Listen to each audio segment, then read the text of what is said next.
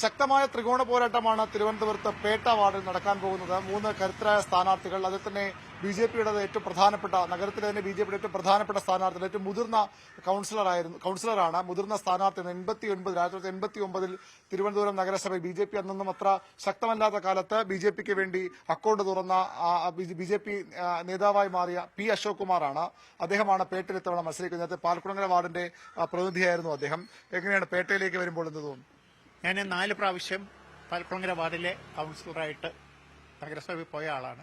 അതിന് തൊട്ടടുത്ത് കിടക്കുന്ന വാർഡാണ് പേട്ട. അപ്പോൾ എന്നെ വളരെയധികം അറിയാവുന്ന ഒരു സമൂഹമാണ് പേട്ടയിലുള്ളത്.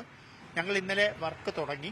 ഇന്നലെ കയറിയ വീടുകളിലെല്ലാം തന്നെ പോയപ്പോൾ എനിക്ക് കിട്ടിയ ഒരു പോസിറ്റീവായിട്ടുള്ളത്, ഞാൻ പഠിപ്പിച്ച വിദ്യാർത്ഥികളാണ് ഓരോ വീട്ടിലുള്ളത്. അപ്പോൾ അവർ പറയുന്നത് സാറിനല്ലാതെ മറ്റാർക്ക് വോട്ട് ചെയ്യും എന്നാണ്. സത്യം പറഞ്ഞാൽ എനിക്കൊരു ആത്മവിശ്വാസം ഉണ്ടാക്കി തന്ന ഒരു പ്രവർത്തനമാണ് ഇന്നലെ മുഴുവൻ നടന്നത്.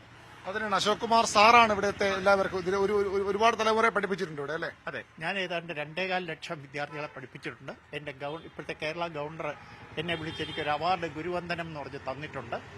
ആ വിദ്യാർത്ഥികളാണ് എന്റെ സ്വത്തും സമ്പത്തും. ഈ 4 പ്രാവശ്യവും നഗരസഭയിലെത്താൻ എന്നെ അനുഗ്രഹിച്ചത് എന്റെ വിദ്യാർത്ഥികളാണ്.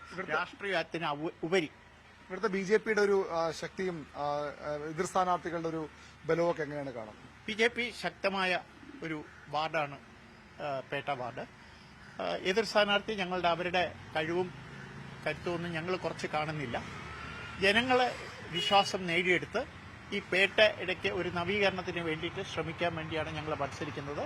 അത് ഞങ്ങൾക്ക് അനുകൂലമായിട്ട് വോട്ട് രേഖപ്പെടുത്തുമെന്നുള്ളൊരു ഉറച്ച വിശ്വാസം. നഗരസഭയിൽ മുഴുവൻ ബിജെപിയുടെ ഇത്തവണത്തെ സാധ്യതകൾ എങ്ങനെയാണ്? ഇത്തവണ നഗരസഭയുടെ ഭരണം പിടിച്ചെടുക്കുക എന്നുള്ളതാണ് ബിജെപിയുടെ ലക്ഷ്യം.